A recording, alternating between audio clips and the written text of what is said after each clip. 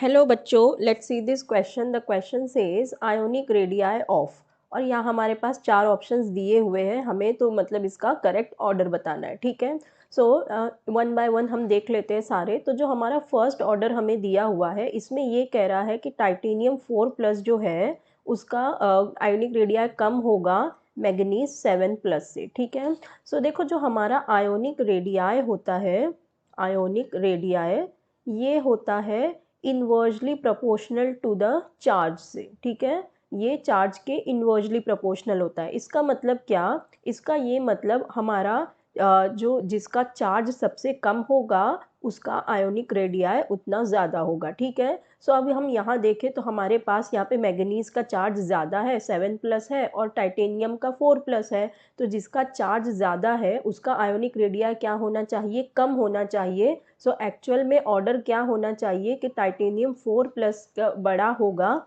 Manganese 7+ से। सो इसका मतलब ये जो ऑर्डर हमें यहाँ दे रखा है ये रॉन्ग है, इसका करेक्ट ऑर्डर ये होना चाहिए था। ठीक है, अब नेक्स्ट हमारा देख लेते हैं।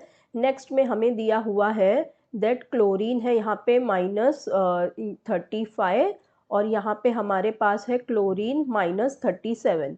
देखो यहाँ पे इसका मतलब हमें क्या दिया हुआ है, सो दोनों ही सेम एटम है, खाली यहाँ पे डिफरेंट क्या है, मास नंबर का डिफरेंट है। इसका मतलब ये दोनों कौन है, आइसोटोप्स ऑफ ईच अदर है। ठीक है, यहाँ पे आइसोटोप्स ऑफ ईच अदर है। आइसोटोप्स में क्या होता है, सेम एटॉमिक नंबर होता है, हमारा एटॉमिक नंबर सेम होता है बट मास नंबर डिफरेंट होता है। ठीक है, मास नंबर डिफरेंट होता है। तो एटॉमिक नंबर सेम होने का क्या मतलब है, इसके पास प्रोटॉन और इलेक्ट्रॉन कैसे है, इक्वल है, इक्वल नंबर ऑफ प्रोटॉन्स और इलेक्ट्रॉन्स है। ठीक है, खाली मास नंबर डिफरेंट है, मतलब क्या, इसके अंदर न्यूट्रॉन्स का डिफरेंस है। ठीक है, अब देखो सिंस यहाँ पे प्रोटॉन्स और इलेक्ट्रॉन्स दोनों इक्वल आ गए। ठीक है, अब प्रोटॉन्स और इलेक्ट्रॉन इक्वल आ गए और ये जो आयोनिक रेडियाई है हमने ये कहा कि ये डिपेंड करता है चार्ज के ऊपर, और जो न्यूट्रॉन है हमारा वो तो कैसा होता है, न्यूट्रल होता है, तो उसका तो कुछ चार्ज से लेना देना है ही नहीं। तो इसका मतलब इस केस में हम ये नहीं कह सकते कि ये इससे बड़ा होगा। इनफैक्ट अगर हम देखें तो ये क्या होना चाहिए, ये इस तरह से सिमिलर ही आना चाहिए, क्योंकि अब ये स्पीशीज़ हमारा किस पे डिपेंड कर रहा है, न्यूट्रॉन्स पे, और न्यूट्रॉन्स हमारे क्या है, न्यूट्रल है। ठीक है, तो ये भी बिल्कुल रॉन्ग हो जाएगा।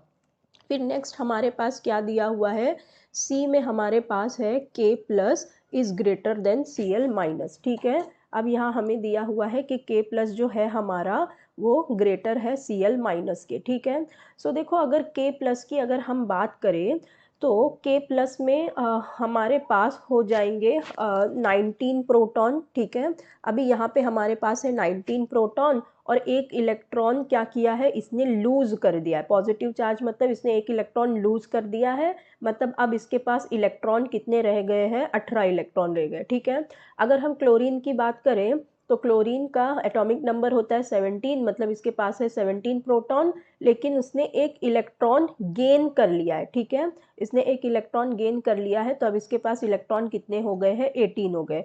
इसका मतलब इन दोनों के ही पास सेम नंबर ऑफ इलेक्ट्रॉन है। सो ऐसे स्पीशीज़ को हम क्या कहते हैं, आइसो इलेक्ट्रॉनिक स्पीशीज़। ठीक है, आइसो इलेक्ट्रॉनिक स्पीशीज़। और जब हमारे पास आइसो इलेक्ट्रॉनिक स्पीशीज़ होते हैं तो हम उसमें क्या देखते हैं कि अगर हमारे पास पॉजिटिव चार्ज ज़्यादा है या प्रोटॉन ज़्यादा है इलेक्ट्रॉन से, प्रोटॉन ज़्यादा है इलेक्ट्रॉन से, सो जो हमारा आयोनिक साइज़ होता है, हमारा आयोनिक साइज़ होता है वो क्या होता है, डिक्रीज़ होता है। और अगर हमारा इलेक्ट्रॉन ज़्यादा होता है प्रोटॉन से, सो हमारा आयोनिक साइज़ क्या होता है, इंक्रीज होता है। ठीक है, सो देखो अभी यहाँ पे हमारे पास प्रोटॉन ज़्यादा है इलेक्ट्रॉन से। ठीक है, प्रोटॉन ज़्यादा है इलेक्ट्रॉन से, इसका मतलब जो K+ होगा हमारा, इसकी आयोनिक साइज़ कैसी होनी चाहिए, कम होनी चाहिए। वेरस क्लोरीन जो है हमारा, इसके पास इलेक्ट्रॉन क्या है, ज़्यादा है प्रोटॉन से, तो इसका आयोनिक साइज़ ज़्यादा होना चाहिए। तो ये रॉन्ग दिया हुआ है।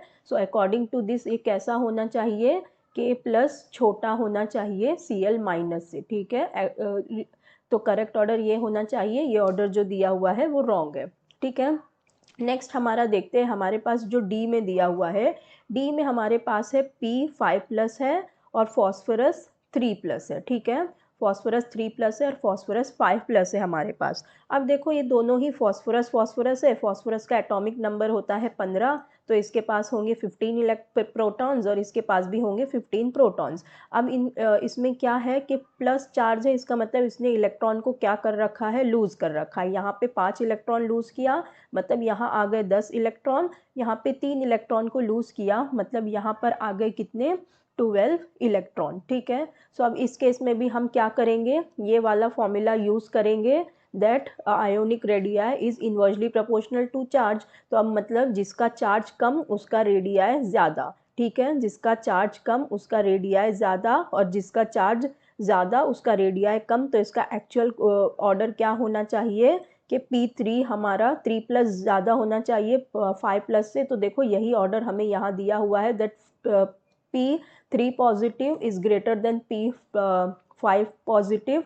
तो यही ऑर्डर हमारा करेक्ट भी हो जाएगा। ठीक है, बाकी के सारे जो ऑप्शंस है ये रॉन्ग हो जाएंगे। सो हमारा करेक्ट ऑप्शन हो जाएगा option D. So I hope you understood it well. Best of luck, thank you.